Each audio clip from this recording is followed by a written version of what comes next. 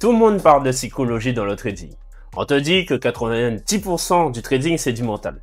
Moi, je vais te dire la vérité, c'est totalement faux.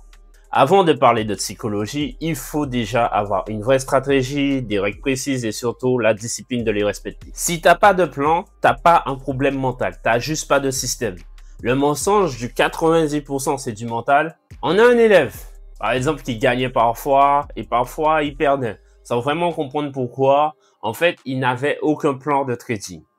Il prenait des positions parce qu'il s'ennuyait ou parce qu'il sentait bien le marché aujourd'hui. Et forcément, il finissait frustré et perdu parce qu'il perdait des fois. Quand il a rejoint notre formation, notre accompagnement surtout, il a eu un plan de A à Z et on l'a accompagné de A à Z. Donc, au début, c'était un peu compliqué de suivre un plan. Mais dès qu'il a commencé à respecter son plan, ses résultats ont changé et surtout son stress a disparu. Et c'est là que je veux en venir. C'est pas de la psychologie qui l'a aidé, c'est la clarté. T'as pas besoin d'un mental d'acier pour suivre un plan qui est clair. La discipline, c'est pas une émotion, c'est une structure. Du coup, il faut cette base. Stratégie, règles claires, discipline. En réalité, ton trading repose sur des fondations. Quand est-ce que tu rentres? Quand est-ce que tu sors? Je parle du trade, bien sûr. Quand est-ce que tu ne trades pas? À quelle heure tu trades? Quand tu t'arrêtes? Si tu poses tout ça, ton trading devient mécanique. Et si ton plan fonctionne, tu n'as plus besoin de lutter mentalement. Le mental devient utile uniquement quand le marché change. Tes setups ne marchent plus. Tu as 3, 4 essais, tu doutes. Et là, ton mental qui prend le relais. Mais la plupart des gens se sabotent avant même d'arriver là. Ils n'ont ni règles, ni méthode, ni discipline. Ils disent c'est la psychologie. C'est structurel. Après, oui, il y a des stratégies où tu vas prendre beaucoup d'essais et quand tu vas TP, tu auras beaucoup plus d'argent. Ces stratégies, je pense que c'est plutôt pour les traders très confirmés. Mais aller chercher un RR1, RR2, RR3, pour moi, c'est largement raisonnable en tant que débutant. Et surtout, RR1, c'est plutôt pour moi le meilleur où lorsque tu dépasses 50% de chances de réussite, tu es rentable.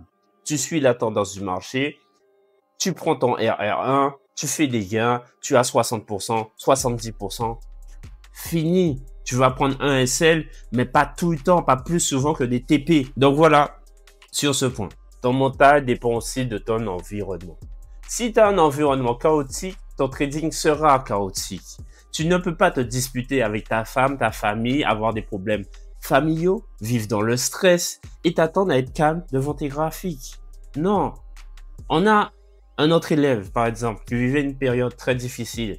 Des problèmes avec sa femme, peut-être un divorce, un décès dans sa famille. Et là, on lui a dit clairement, bon, écoute, psychologiquement, ça va pas, arrête de trader. Tu ne peux pas apprendre, tu peux pas évoluer si tu as mal à l'intérieur. Il a pris quelques mois de pause, on a suspendu son accompagnement, bien sûr. Et quand il allait beaucoup mieux, il a repris. Il a recommencé à progresser parce que le mental, ça se construit pas dans le chaos. Si tu veux trader proprement, ton esprit doit être propre, ton environnement calme, ton énergie stable. Tu peux pas être en guerre dans ta vie et zen sur tes graphiques. L'analogie du médecin. Soit tu fais de la prévention, soit tu fais de la réparation. La prévention, tu as ta stratégie, ton hygiène de vie, ton environnement. La réparation, c'est la psychologie quand tout s'effondre. Si tu ne fais pas de prévention, tu manges mal, tu dors mal, tu fais n'importe quoi et qu'un jour tu tombes malade, tu peux pas dire c'est dans la tête. Non, c'est juste que tu as mal entretenu ton système. En trading, c'est pareil. Si tu n'as pas pris le soin de ta stratégie, de ton environnement, de ta discipline, quand tout s'écroule, tu vas dire c'est mental. Mais non, tu as juste oublié d'être prêt. Maintenant, parlons de la vraie psychologie. Un peu plus loin, un peu plus poussé. Que tu sois en compte propre ou en pro firme, ton mental dépend énormément de ton rapport avec l'argent.